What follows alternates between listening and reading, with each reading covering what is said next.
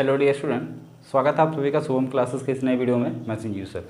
Student, आज के इस वीडियो में हम आपके गतिमान आवेश तथा चुंबकत्व का एक बहुत ही इंपॉर्टेंट टॉपिक डिस्कस करने वाले हैं और यहाँ से बोर्ड एग्जाम में एक क्वेश्चन जो है कंफर्म है, वो भी न्यूमेरिकल का। ठीक है, तो क्वेश्चन को ध्यान से देखिएगा और लास्ट तक देखिएगा, कहीं पर भी एक सेकंड के लिए स्किप मत करना। ठीक है, और जितने भी बच्चे वीडियो को लाइव देख रहे हैं सभी लोग वीडियो को लाइक कर दीजिए। चलिए वीडियो को स्टार्ट करते हैं। देखिए, अगर हम बात करें गतिमान आवेश तथा चुंबकत्व, ठीक है, इसमें गतिमान आवेश के कारण उत्पन्न होने वाला चुंबकीय क्षेत्र कितना होगा। तो अगर हम आवेश की बात करें, पहले चैप्टर में हमने आवेश के बारे में बहुत सारी बातें की थी। ठीक है, आवेश के बारे में पहले चैप्टर में हमने काफ़ी डिटेल में पढ़ा था कि अगर कोई आवेश है, मान लो यहाँ पर हमारा कोई चार्ज है, ठीक है, तो इस चार्ज की वजह से इस आवेश के चारों ओर क्या उत्पन्न होगा, वैद्युत क्षेत्र उत्पन्न होगा। क्या होगा, वैद्युत क्षेत्र उत्पन्न होगा। बोलो, एम आई राइट। ठीक है, तो इस आवेश के कारण इसके चारों ओर क्या होगा, एक वैद्युत क्षेत्र उत्पन्न होगा। लेकिन अगर यही आवेश हमारा मूविंग अवस्था में आ जाए, यानी कि अगर चलने लगे, आवेश अगर चलने लगे यानी कि मूविंग अवस्था में आ जाए, तो चलने की वजह से इस आवेश के चारों ओर दो चीज़ें उत्पन्न होती हैं।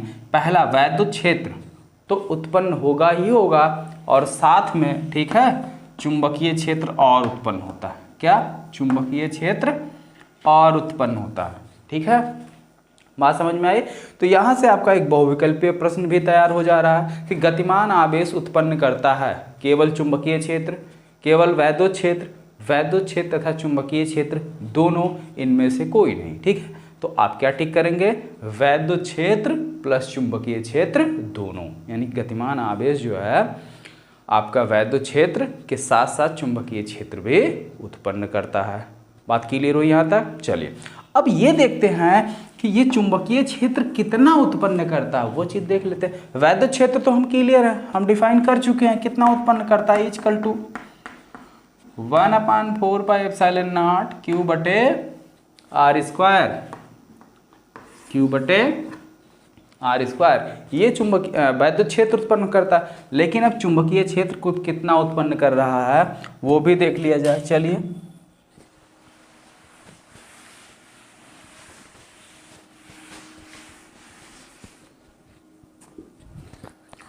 माना कोई आवेश, माना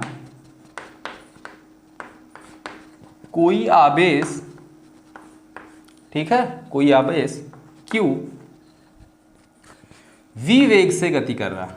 किस वेग से, v वेग से गति कर रहा है। ठीक है, जब ये v वेग से गति कर रहा है, अब इसके आगे और मान लेते हैं, माना सूक्ष्म समयांतराल, सूक्ष्म समयांतराल डेल्टा टी में आवेश कितना दूरी तय करता है, सूक्ष्म दूरी dl दूरी, dl दूरी तय करता है। ठीक है, सूक्ष्म समयांतराल में आवेश हमारा क्या कर रहा है, dq दूरी तय कर रहा है, यानी कि सूक्ष्म दूरी तय कर रहा है। तो आपकी दूरी dq बराबर हो क्या जाएगा, सॉरी dl इक्वल टू क्या हो जाएगा, दूरी बराबर क्या होता है, चाल गुणे समय। चाल कितना है, v, समय कितना है, डेल्टा टी। ठीक है, या वेग, ठीक है, इनटू टाइम, टाइम आपको पता है t।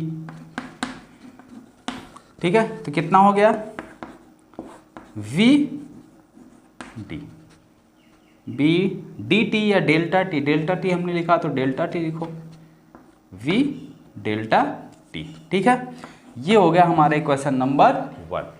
ठीक, देखो इक्वेशन नंबर 1, यहाँ तक किसी को कोई डाउट नहीं ना। अब आगे देखो, दोस्तों अगर आप 2022 की बोर्ड परीक्षा में पेपर दोगे और अगर आप यूपी बोर्ड के स्टूडेंट हो तो आप सभी के लिए बहुत बड़ी गुड न्यूज़ है। अनअकैडमी जो इंडिया का सबसे नंबर 1 लर्निंग प्लेटफॉर्म है पूरे इंडिया का, अब यूपी बोर्ड स्टूडेंट की तैयारी कराने आ चुका है। अब अनअकैडमी पर आप क्लास 9 से 12 तक की यूपी बोर्ड के सभी सब्जेक्ट की तैयारी कर सकते हो। जितने भी स्टूडेंट देख रहे हैं मैं उनको बता दूं, अभी आप अनअकैडमी पर उत्तर प्रदेश बोर्ड के लिए फ्री क्लासेस चलाई जा रही हैं और सबसे इंपॉर्टेंट बात है यहाँ पर आप बिल्कुल फ्री में टेस्ट भी दे सकते हो, जिससे आप पता कर सकते हो कितने चैप्टर्स आपके तैयार हो चुके हैं। और ये हिंदी और इंग्लिश दोनों मीडियम स्टूडेंट के लिए आ चुका है। और सबसे इंपॉर्टेंट बात है यहाँ पर आपके लिए स्पेशल बैच भी बनाया गया है, जिससे आप घर बैठे इंडिया के टॉप एजुकेटर द्वारा अपने सभी विषयों की तैयारी कर सकते हैं। तो जितने भी स्टूडेंट देख रहे हैं, आप अगर वहां पर कोई भी बैच ज्वाइन करते हो तो वहां पर शुभम UP10 ये कोड यूज करोगे तो आपके पूरे फीस से 10% डिस्काउंट आपको तुरंत मिल जाएगा। तो जितने भी स्टूडेंट देख रहे हैं, आज ही अनअकैडमी ऐप डाउनलोड करो, वहां पर उत्तर प्रदेश बोर्ड के सभी विषयों की तैयारी आप शुरू करो। अब आवेश प्रवाह यानी कि आवेश के चलने के कारण ही धारा उत्पन्न होती है, ठीक है। तो आवेश के गति के कारण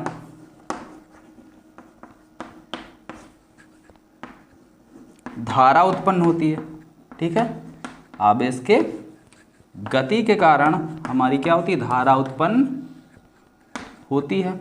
तो धारा I बराबर क्या होता है, आवेश प्रवाह की दर यानी कि Q बटे समय, ठीक है। प्रवाहित आवेश या चलने वाला आवेश बटे समय अंतराल, ठीक है। तो प्रवाहित आवेश आपका है कितना, Q, समय अंतराल कितना है, डेल्टा Q। ये हो गया हमारा समीकरण नंबर 2, ठीक है। ये हो गया समीकरण नंबर 2। समीकरण 1 और समीकरण 2 बिल्कुल स्पष्ट। अब आगे देखो, किसी भी धारावाही चालक में अगर हमारा सूक्ष्म लंबाई का कोई चालक है और उसमें अगर I धारा प्रवाहित हो रही है तो बायो-सेवर्ट के नियम के अकॉर्डिंग उससे r दूरी पर उत्पन्न चुंबकीय क्षेत्र कितना हो जाएगा, बायो-सेवर्ट के नियम से उत्पन्न चुंबकीय क्षेत्र dB बराबर mu naught upon 4 pi I dl sign theta बटे r स्क्वायर। समीकरण नंबर 3, ठीक है। समीकरण नंबर 3। इस समीकरण में किसी को कोई कंफ्यूजन नहीं। अब बताओ, पहले समीकरण में किसी को कोई कंफ्यूजन नहीं, एकदम क्लियर। सेकंड में कोई समस्या नहीं, थर्ड में कोई समस्या नहीं, ठीक है। क्योंकि ये चीज़ें आपने पहले पढ़ रखी हैं और ये भी चीज़ें आप पहले से, ठीक है, क्लास 6 से पढ़ते आए हैं। दूरी बराबर 4 गुणे समय, समय बराबर होता है दूरी बटे 4। तो वही सारी चीज़ें जो है यहाँ पे यूज की जा रही है, कुछ नया हमने नहीं इस्तेमाल किया। और ये I का फार्मूला आपका कक्षा 10 वाला है, ठीक है, क्लियर। आगे देखो, अब समीकरण 1, 2, ठीक है, 1 और 2 से dl, ये देखो यहाँ पे आपका dl आया और I, तो dl और I का मान समीकरण नंबर 1 और 2 से 3 में रखने पर, ठीक है। समीकरण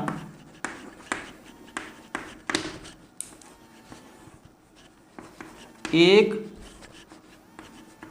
तथा 2 से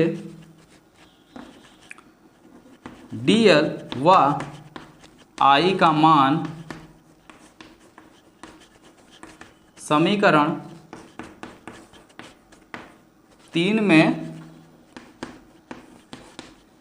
रखने पर, तो समीकरण नंबर 3 में हम क्या करते हैं, वैल्यू रख देते हैं। तो dv इक्वल टू कितना हो जाएगा, dv equal to mu naught upon 4 pi I का मान कितना, Q अपान डेल्टा टी, तो Q बटे डेल्टा टी, ठीक है। आगे dl का मान कितना है, V into delta t, V into delta t sine theta बटे में r स्क्वायर, ठीक है, बटे में r स्क्वायर। सारा मान रख लिया गया, कोई दिक्कत नहीं ना। अब देखो, डेल्टा टी से डेल्टा टी कैंसिल हो गया, तो dv इक्वल टू क्या मिल गया, mu naught upon 4 pi q v sine theta बटे आर स्क्वायर। तो यानी कोई भी अगर आपका गतिमान आवेश है तो उस आवेश के कारण आर दूरी पर स्थित चुंबकीय क्षेत्र का क्या फार्मूला निकलेगा, ये। ठीक है, अगर कोई आवेश आपका, कोई आवेश Q v वेग से गति कर रहा है तो इसके कारण जो उत्पन्न होने वाला चुंबकीय क्षेत्र है वो कितना निकल के आया, mu naught upon 4 pi q v sine theta बटे आर स्क्वायर। ठीक है, यहां तक बात समझ में आ गई, इसको नोट कर लो। और इसके बाद इसमें देखते हैं हम मैक्सिमम, ठीक है, अधिकतम चुंबकीय क्षेत्र का क्या फार्मूला आता है, तो इसी को अभी मॉडिफाई करना है। ठीक है, इसको बना लो समीकरण नंबर 4। ठीक है, ये हो गया आपका समीकरण नंबर 4, नोट कर लो और इसके बाद इसको मॉडिफाई करते हैं। ठीक है, तो नोट हो गया बच्चों, बोलो नोट हो गया। आगे देखो,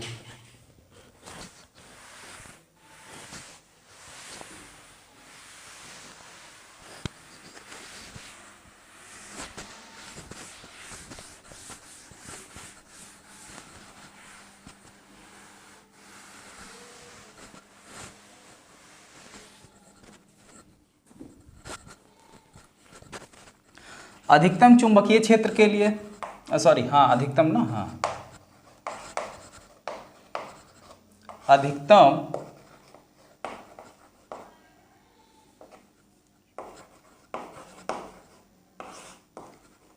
अधिकतम चुंबकीय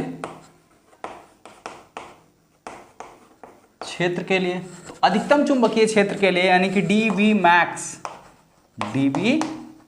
मैक्स इजकल टू, यहाँ पे इसकी वैल्यू मैक्सिमम हमको तब कब मिल सकती है, जब साइन थीटा का मान अधिकतम हो। ठीक है, साइन थीटा ये क्या हो, मैक्सिमम हो, और साइन थीटा की मैक्सिमम वैल्यू के लिए, ठीक है,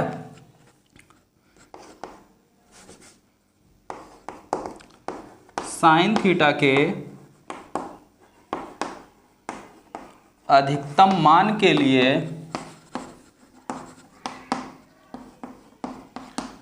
थीटा बराबर 90 डिग्री, क्योंकि हमें पता है साइन थीटा का न्यूनतम मान 0 और अधिकतम मान, सॉरी न्यूनतम मान -1 और अधिकतम मान कितना होता है, ठीक है 1, और ये 1 होता किस पे है, एक 90 डिग्री पर, कितने पे 90 डिग्री पर। बात समझ में आ गई। ठीक है, तो इसलिए साइन अधिकतम मान के लिए क्या हो गया, साइन थीटा बराबर 90 डिग्री। अब dV मैक्स इजकल टू क्या हो जाएगा, mu naught upon 4 pi q v बटे आर स्क्वायर। ठीक है, ये आपका आंसर।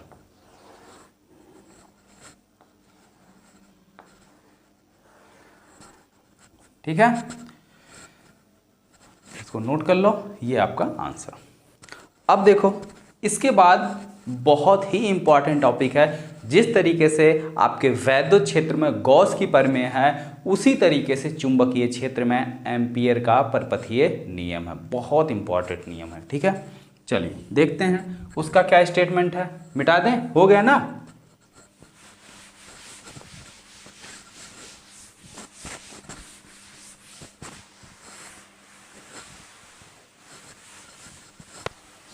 तो हेडिंग डालो, एम्पियर का परपथीय नियम।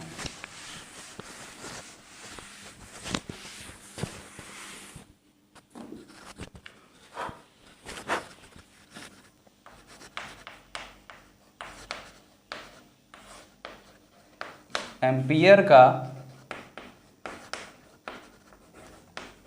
परपथीय नियम। ठीक है, इसको इंग्लिश में बोलते हैं एम्पियर सर्कुटर लॉ। ठीक है, एम्पियर सर्कुटर लॉ।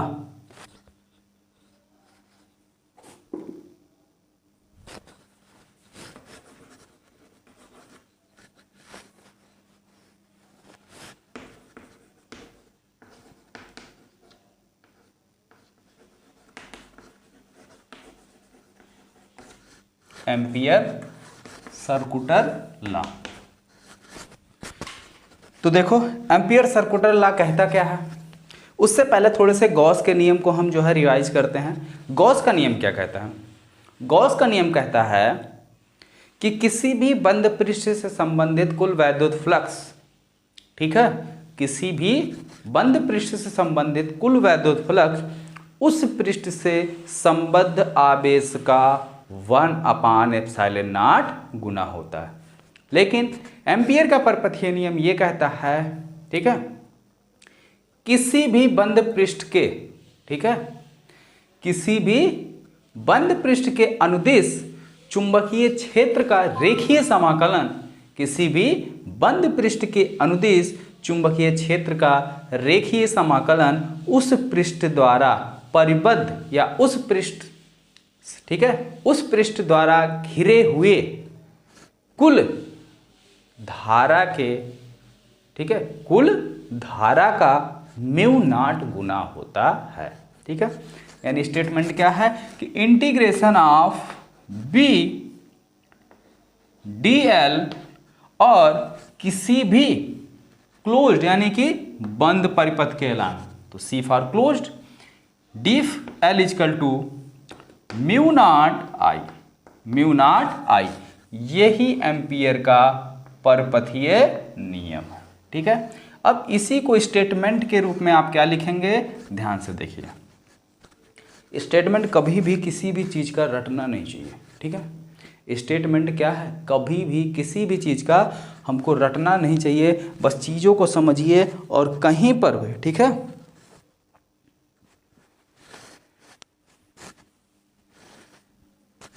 ठीक है, कहीं पे भी रटने। जैसे देखो यह है मैथमेटिकल रिप्रेजेंटेशन किसका, एम्पियर के परपथीय नियम का। तो अब स्टेटमेंट देखो हम लिखने वाले हैं, इस नियम के अनुसार, इस नियम के अनुसार, ठीक है, इस नियम के अनुसार, इस नियम का मतलब क्या, एम्पियर के परपथीय नियम के अनुसार किसी भी बंद पृष्ठ से, ठीक है, या बंद पृष्ठ से, किसी भी बंद पृष्ठ या बंद परिपथ, ठीक है, बंद पृष्ठ या बंद परिपथ के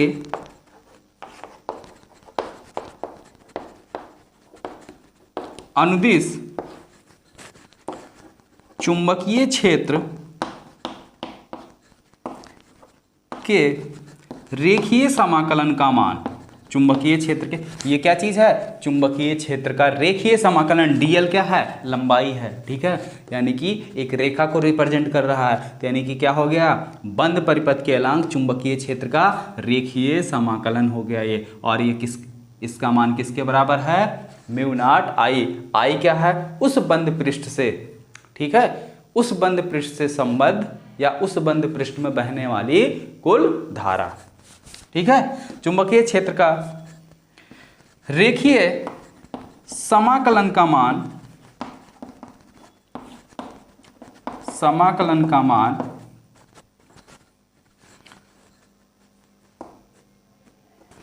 उस पृष्ठ से, उस पृष्ठ से घिरे, ठीक है, उस पृष्ठ से घिरे पृष्ठ से गुजरने वाली कुल धारा का, कुल धारा का μ0 गुना होता है। ठीक है, यही एम्पियर का परपथीय नियम है। और इस यहाँ पे μ0 क्या है और एप्सिलॉन नॉट में क्या रिलेशन है, वो भी हमने आपको स्टार्टिंग में ही करवा दिया था। ठीक है, μ0 और एप्सिलॉन नॉट में क्या रिलेशन है वो भी मैंने आपको बताया था। ठीक है, कोई समस्या नहीं ना, यहाँ तक बिल्कुल स्पष्ट है, समझ में आया। फिर से एक बार देख लो कि एम्पियर का परपथीय नियम कहता है कि किसी भी बंद पृष्ठ या कोई बंद परिपथ हो, ठीक है, उसके अनुदिश चुंबकीय क्षेत्र के रेखीय समाकलन का मान उस पृष्ठ द्वारा घिरे, ठीक है, उस पृष्ठ से बद्ध या उस पृष्ठ से घिरे पृष्ठ से गुजरने वाली कुल धारा, टोटल धारा I का म्यू नॉट गुना होता है, ठीक है। बात स्पष्ट हो गया। चलिए इसका प्रूफ देख लीजिए। प्रूफ तो आप लोग नोट कर रहे हो तो नोट कर लो और फिर इसको हम मिटा देते हैं।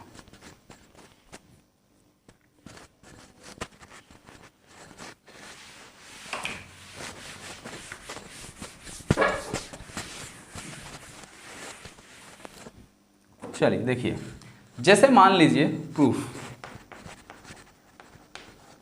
हाँ एक और चीज, हमें नाम तो नहीं याद है उस बच्चे का, कोई एक बच्चा बोल रहा था सर आप फिजिक्स में जो है थियरी कब करवाएंगे। जो आपके फिजिक्स पार्ट 1 है, ठीक है, जो आपका फिजिक्स पार्ट 1 है, इसमें बेटा लगभग 70 से 80% आपका जो है पूरा कॉन्सेप्ट बेस है, ठीक है, यानी डेरिवेशन टाइप क्वेश्चन ज़्यादा है जो आपका फिजिक्स पार्ट 1 है, ठीक है। इसमें कोई भी ऐसी थियरी नहीं है जो केवल थियरी फॉर्म में हो, ठीक है, जिसमें हमें कोई भी मैथमेटिकल टर्म ना हो या कोई डेरिवेशन हमें ना करना हो, को कुछ प्रूफ ना करना हो। तो ऐसा कोई भी जो है 10 मतलब मान के चलो 20 से 30% ऐसा कुछ होगा, ठीक है, जो थोड़ा सा थियरी है, लेकिन वो भी बहुत आसान थियरी है, कुछ नहीं है। जो आपकी थियरी है वो आपके सेकेंड पार्ट में है, ठीक है, पार्ट 2 में थोड़ा सा थियरेटिकल है, वो भी चैप्टर नंबर 9 के बाद, ठीक है, 9 और 10 के बाद में जो है आपकी थोड़ी सी थियरी पोर्शन है। तो इस चैप्टर में थियरी आएगा तो वो भी पढ़ाया जाएगा। जो आपका टॉपिक है, जो सीक्वेंस में चल रहा उस सीक्वेंस में हम पढ़ा रहे हैं। थियरी आएगी थियरी पढ़ाएंगे, डेरिवेशन आएगा तो डेरिवेशन पढ़ाएंगे, ठीक है। चलिए जैसे मान लेते हैं ये हमारा कोई एक समान, ठीक है, ये कोई एक सीधा चालक तार है, इसमें I धारा प्रवाहित हो रही है, ठीक है। इसमें कितनी धारा प्रवाहित हो रही है बच्चों? I धारा प्रवाहित हो रही है, ठीक है। अब इसके अनुदिश हम एक बंद पृष्ठ की परिकल्पना कर लेते हैं। तो इसके अलांग हम क्या कर रहे हैं? एक बंद पृष्ठ की परिकल्पना कर ले रहे हैं ऐसे,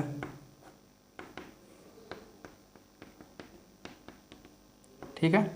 अब ये हमारा हो गया बंद पृष्ठ। इससे इस पृष्ठ की जो यहाँ पे किसी बिंदु को मिला दे रहे हैं, तो इस पृष्ठ की जो दूरी हो गई वो कितनी है? r, ठीक है। कहने का मतलब है इस चालक तार से r दूरी पर हम क्या करना चाह रहे हैं? चुंबकीय क्षेत्र का मान निकालना चाह रहे हैं, ठीक है। ये हो गया। इस बिंदु पर सूक्ष्म चुंबकीय क्षेत्र कितना हो गया? dB हो गया। ये हमारी हो गई लंबाई टोटल इसकी, ठीक है। अब देखो एक और सबसे इंपॉर्टेंट बात कि इसमें धारा कितनी प्रवाहित हो रही है? I। माना एक सीधा चालक तार जिसमें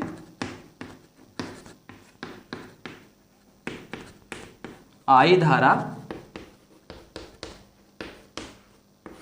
प्रवाहित हो रही है, ठीक है, जिसमें I धारा प्रवाहित हो रही है, ठीक है।